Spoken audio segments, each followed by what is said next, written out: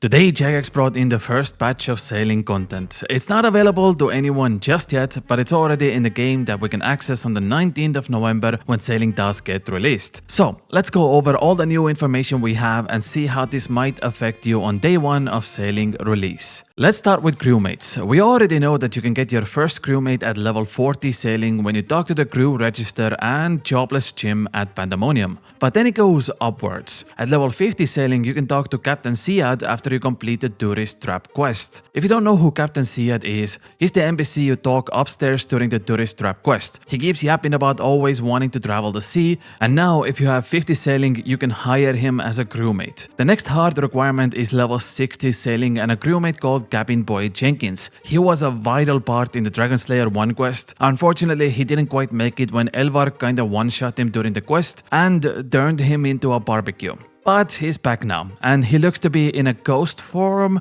so you can hire him as a crewmate once again if you wish to do so.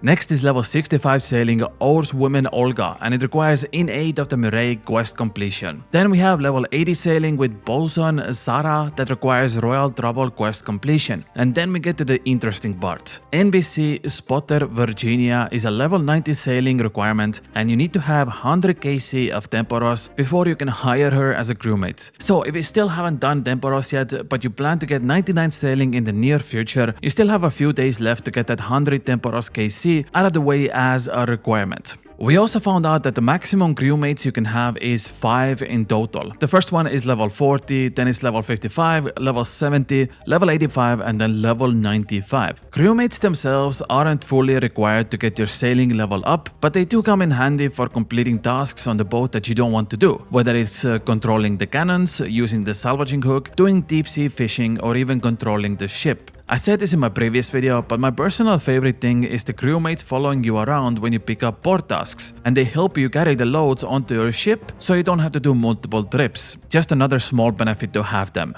But enough about crewmates, let's talk about boat facilities. The first thing that I found interesting was having a range on your boat. It requires 4 steel bars, 2 charcoal, and a tinderbox to build at the shipyard, and this probably indicates something like catching your fish on the sea, being able to cook them right on the boat with this range, putting them into your cargo hold, and then catching another inventory without needing to bank. Which is honestly gonna be a great way for Ironmans or even main accounts to gather food supplies. Other than the more common items that most players already know about, like the cannons, the salvaging hooks, the cargo holds, and the deep sea trolling nets, we also have some new items that weren't available in the beta testing. One thing that interests me the most is the inoculation station. Essentially, it's supposed to be like an anti-disease method you can probably click on, and since one of the Barracuda trials at level 55 sailing is the Jubilee Jive that happens at the backwater near Feldip Hills, I think those two aspects of sailing are combined together.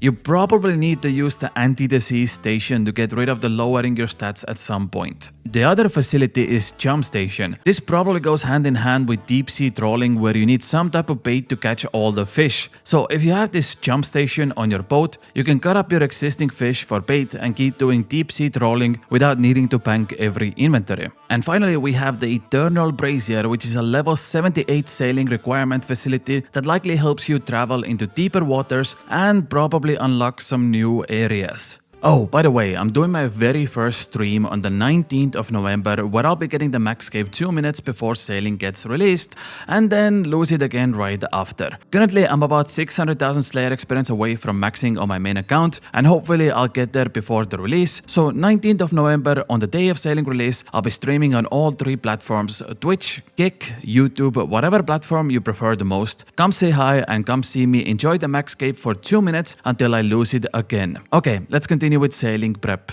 Let's briefly go over all the new training methods and information we got in regards to that. Number 1. Barracuda Trials. We now know that the first Barracuda Trials is level 30 requirement that everyone got to try out during the beta testing. We also know the other 2 requirements now, which are level 55 at the Jubilee Jive course, and the final course is level 72 sailing near Prifddinas. This is likely gonna be one of the best training methods in the game and also requires Regicide quest to access. Again, keep in mind, this is probably probably endgame content for the skill, at least when you want to do it perfectly. We're likely talking about Hallowed Sepulchre level 5 kind of treatment, since Mod Husky, who created the Hallowed Sepulchre, also created Barracuda Trials. So there's likely gonna be some similarities in these two activities. For Shipwreck salvaging training method, we currently have 8 different locations. The highest method being level 87 merchant shipwrecks that likely requires you to have so many different upgrades to even access that point. But once you get those upgrades,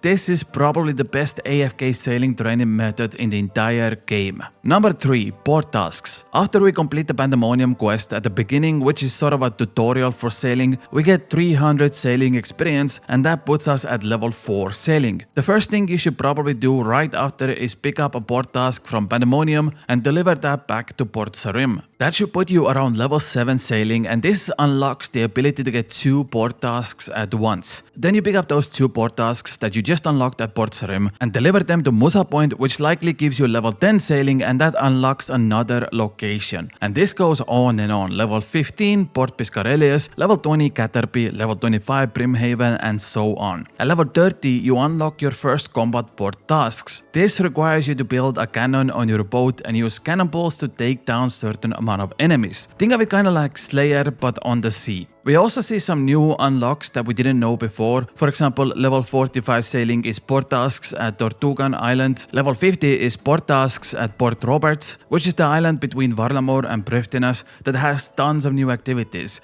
like new thieving methods, shipyards, bank stations, other training methods, and so on. And level 67 sailing is Deep Fin Point, which can be accessed west of the Isle of Souls and also has dungeons, mining training, smithing options, like a furnace and anvil that's nearby a bank, and obviously port tasks along with shipyards. At level 84, you can do maximum of 5 port tasks at once. And honestly, I can't wait for somebody to find a min-max way of juggling between all these ports to get the absolute most efficient experience per hour, just doing DoorDash deliveries of shark fins, banana crates, rum, and much more. It's gonna be awesome. Then we also have a bunch of mooring points on dozens and dozens of different islands around the map. I'm not gonna go through them all in this video, but it essentially means you can dock at these points on the map. And if you can dock, that also means there's something interesting on all of these islands that I'm very excited to go test out myself. And finally, we found out that you can have maximum of 5 boats on release. You unlock your first one after the Pandemonium quest completion, you can have your second boat at level 15, and then it just keeps going. Level 50, 3 boats. Level 78, 4 boats. And the final boat capacity is level 91 at 5 boats. Now, what does this mean for day 1 sailing? The most important thing to keep in mind, always keep upgrading your boat when you have the chance. Every single upgrade for your boat is meaningful, whether it's a new hull, new keel, new masts, helms, trims, whatever it is. However, do keep in mind, some of the supplies in day 1 are just not available. For example, in my last video I talked about having cotton sails at around level 70 sailing. You first need to get cotton seed drops that you plant at your farming batch, then you need to harvest those seeds to get cotton and then craft them into bolt of cotton that you can turn into sails on your ship. That's a long process at the beginning, and we don't even know where these seeds are even coming from. So, if you're looking to only level up sailing at the beginning, look for upgrades on your boat that you can already do with existing items. Bolts of clothes, blanks, nails, bars, etc. Second thing is shipwreck salvaging as a training method. On day 1, we're gonna get so much new information. The smart thing to do is just plant your character at the lowest level shipwreck salvaging location and gain some AFK sailing experience until you figure out what you want to do next. This way you don't miss out on levels, but also you don't have to pay attention that much. During beta testing, you could AFK for like 60 to 90 seconds without paying attention, and it's just a great way to utilize getting sailing experience while also learning from streamers or wiki or any other media outlet without paying much attention. And finally, before I leave and start working on tomorrow's sailing video, which by the way, you should subscribe for that one, it's gonna be an absolute banger, but I'll leave you with this. Make sure you have your scaling items figured out before you start doing sailing. Something like a log basket that allows you to have 2 inventories of new logs like ironwood and rosewood, or something like a fishing barrel from Temporos because of all the new fishing entering the game, or even something like Imgando hammer that just frees up inventory space since you'll be using a saw and a hammer a lot on day 1. If you can equip Amy's saw and Imcanto hammer at the same time, that's a nice quality of life boost to have. Or at the very least, have your herb sack and regions pouch ready to go, just in case, because there's gonna be tons of new corals and herbal secondaries that you get on day 1, and having a place to store them is gonna speed up your process a lot. I made an entire video on best skilling items to have in the game, so if you want to get a more deeper look, click the icon right here. But I thank you for watching, and I'll see you again tomorrow with another sailing video. Bye!